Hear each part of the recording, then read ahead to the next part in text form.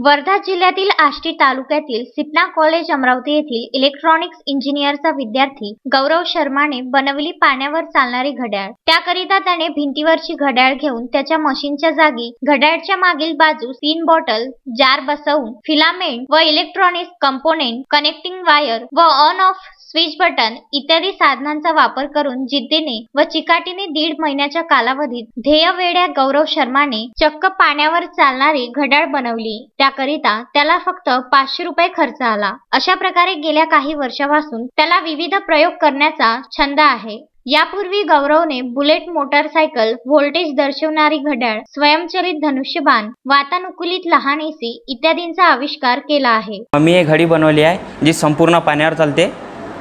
यात मी electronic components आणि काही फिलामेंट यूज केले आहे। आणि ही गोष्ट माझ्या अशी लक्षात आली, घडी बनवण्याचं कारण असं आहे की आपण सेल वापरतो, बॅटरीज वापरतो एखादी नवी, आणि ती कालांतराने चालले जाते, पण आणि त्यात आपला खूप पैसा वेस्ट होतो। 10 रुपये 20 रुपये आपल्याला कमी वाटते, पण अगर आपण पूर्णतः याचं बघितलं तर खूप पैसे चालले जाते। आणि काही गरीब लोक असतात त्यावर मी एक उपाय म्हणून ही पाण्यावर चालणारी घडी काढली।